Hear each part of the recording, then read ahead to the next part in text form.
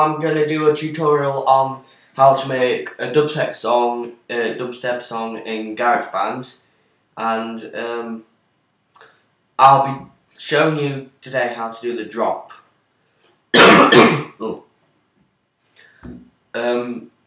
Like other tutorials that I've seen on YouTube, because when I first started making dubstep on Garageband, that was pretty much the first thing I went to go and do. I thought, oh, I'm not going to know how to do this, so I better start making, not start making, but start looking for tutorials to help me out.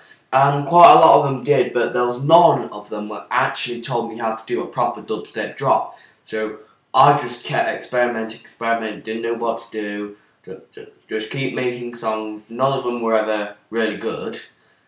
So yeah, the melodies and everything were good, and quite a lot of them, now I know how to do this, I want to go back to and fix. But I'll show you how to make something a bit like this. I'm just going to tell you now, today I'm not going to show you how to make these drums. I made them.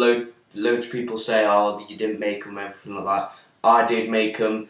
I made them on GarageBand, I then exported them, put them into Virtual DJ, messed around with them, made them sound much better, and I think I'm going to do a tutorial on that later.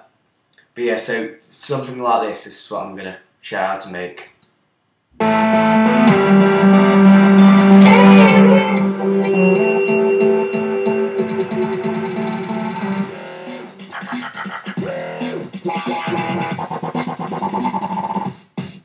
But yeah, a bit like that. So yeah, apart from you won't have the drums pretty much. So it will be just a nice normal one. But to really start off with, I'm going to do a bit about the intro as well. So one thing that other people use when doing the dubstep rise, the actual rising up to the drop, is frequency. And it's very good. It's really good to use. It gives it that idea of it building up as well. I've got it on the intro, so the intro's not just the same for a load of bars. It's slowly coming in, so it's this sort of sound. So at this point you can't hear anything, and then it slowly comes in.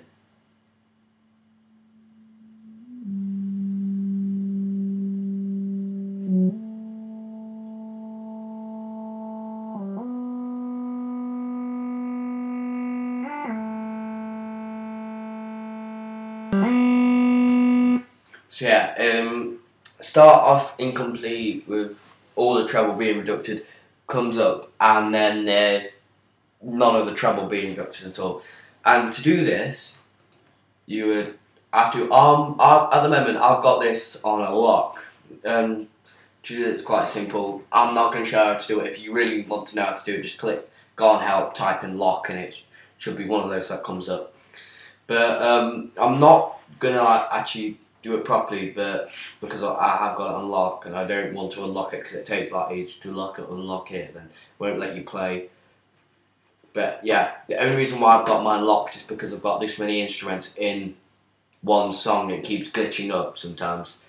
So when you go into the actual sound, you want to click on Effects, Treble Reduction, and just turn it on and leave it as that. And then when you've got that treble reduction in, click down on this arrow here, and then there should be I think there should be volume, but with that thing, just like that. So it should look like that when you take it out.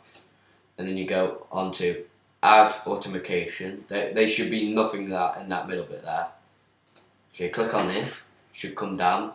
You should be able to see your sound generator. I use Massive, and if you haven't got Massive, I definitely recommend it. And if you're thinking about getting Ableton or FL Studio, I think the best one to get first is Massive. Just get plugins first, because Ableton without plugins is not very good at all. I've got it, and I still use GarageBand now because I pretty much prefer it and I find it much easier.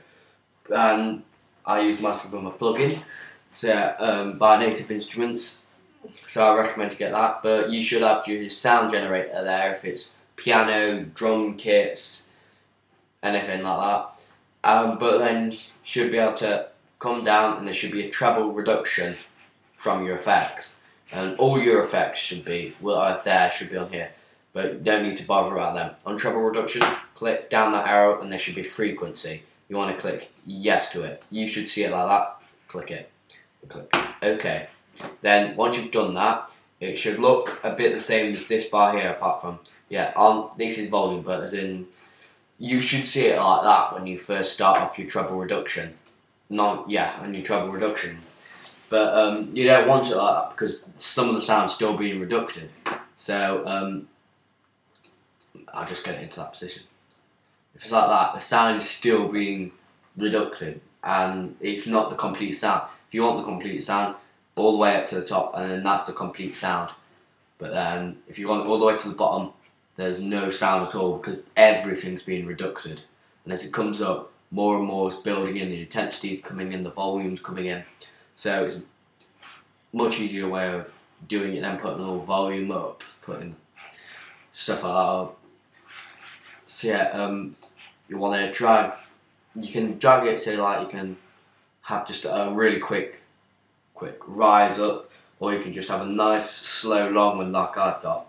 But that's how you get a nice frequency coming in, slow, nice noise coming in, or you could have it quick, but anything like that. The next thing what I would recommend is the drums. These drums are also mine. I've also exported them, messed around with them separately, everything like that. So it's just nice, slow. That should just come in, just be really nice and slow, and then as you get to the actual drop, you should be getting faster, and then this is the part where you get to your drop.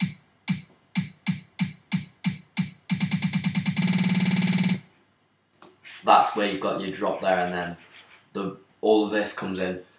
But so your drums, if you're not using like what I've done, an audio file where I've exported it, messed around with it, then if you've used one, then you should easily just set it up. It's just drag it in and everything like that. And if you've not, then I'll just make a new little instrument.